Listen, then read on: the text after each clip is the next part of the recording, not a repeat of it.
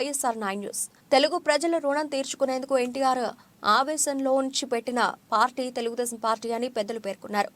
ఆదివారం జగ్గయ్యపేట నియోజకవర్గం నందిగామ మండలం సోమవరం గ్రామంలో నూతనంగా నిర్మించిన స్వర్గీయ నందమూరి తారక రామారావు విగ్రహావిష్కరణ కార్యక్రమంలో స్థానిక తెదేపా నాయకులతో పాటు ఎన్టీఆర్ విగ్రహాన్ని రఘురాం తాతయ్య, శివనాథ్, మాజీ ఎమ్మెల్యే బొద్దులూరి రామారావు ఆవిష్కరించిన వీరు విగ్రహానికి పూలమాలలు వేసి ఘనంగా నివాళులర్పించారు.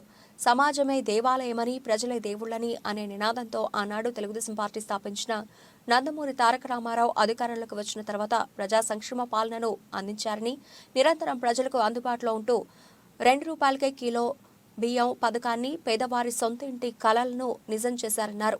అలాగే స్త్రీలకు ఆస్తిలో సమాన హక్కు, మహోన్నత నాయకులని అదే బాటలో తెలుగుదేశం పార్టీ జాతీయ అధ్యక్షులు నారా చంద్రబాబు నాయుడు ఉమ్మడి రాష్ట్ర అభివృద్ధికి, నిరంతరం ఆంధ్రప్రదేశ్కు సమగ్ర అభివృద్ధికి చేసిన అభివృద్ధి గురించి వివరించారు. ప్రస్తుతం రాష్ట్రంలో ప్రజా వ్యతిరేక పాలన కొనసాగుతోందని ఆరోపించారు. మరలా తెలుగుదేశం పార్టీ అధికారంలోకి వచ్చేంత వరకు మనోధైర్యంతో ముందుకు వెళ్లాలని పెద్దలు పిలుపునిచ్చారు. ఈ కార్యక్రమంలో రాష్ట్ర, జిల్లా, నియోజకవర్గ, మండల, గ్రామ తెలుగుదేశం పార్టీలో వివిధ హోదాలలో ఉన్న తెలుగుదేశం పార్టీ నాయకులు, కార్యకర్తలు, మహిళలు, యువత పెద్ద ఎత్తున పాల్గొన్నారు. మా సోదరి కళావతి గారికి, గురుప్రసాద్ గారికి, కోటేశ్వర గారికి అందరికీ పేరు పేరున ధన్యవాదాలు. ఎందుకంటే ఇవాళ విశ్వవిఖ్యాత నట సార్వభౌమ ఆంధ్రుల ఆరాధ్య దైవం అన్న నందమూరి తారక రామారావు గారు మన దైవం యొక్క విగ్రహం ఈ సోమవరం గ్రామంలో ఓపెనింగ్ లో నేను కూడా పాల్పంచుకున్నందుకు చాలా ఆనందంగా ఉంది.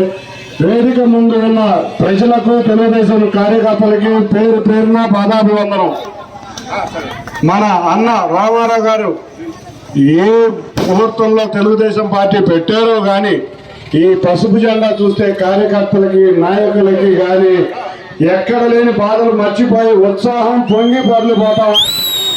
ఇవాళ మనం ఎన్నో ఒడిదుడుకులు ఎదుర్కొన్నా మనం ఇవాళ ఆ జెండా పట్టుకోగానే మన బాధలు మర్చిపోతాం. ఆ జెండాను చూడగానే అన్నీ మర్చిపోయి ఎంతో ఉత్సాహంగా మళ్ళీ తెలుగుదేశానికి పూర్వవైభవం తీసుకురావడానికి ఎంతో కృషి చేస్తున్నాం. ముఖ్యంగా జగ్గయ్యపేట నియోజకవర్గంలో నేను చూస్తున్న చాలా గ్రామాల్లో ఎంతో మంది ఆర్థికంగా చితికిపోయారు. అంతేకాకుండా కేసులు ఈ 2019 నుంచి 23 వరకు ఎన్నో దాడులు ఎదుర్కొన్నారు, కేసులు ఎదుర్కొన్నారు. అయినా కూడా ధైర్యంగా ఈ ప్రభుత్వాన్ని ఓడించడానికి మీరందరూ కంకణం కట్టుకుని వచ్చారు. మీలాంటి వారితో నేను కూడా ఉన్నందుకు నాకు చాలా ఆనందంగా ఉంది. మనందరం కలిసికట్టుగా ఇవాళ సంక్షేమం అని చాలా వందల మంది చెబుతున్నారు. ఇవాళ సంక్షేమం ఒక పెన్షన్ పుట్టిందంటే నందమూరి తారక రామారావు గారి ఆ కలంలోంచి పుట్టిందే పెన్షన్.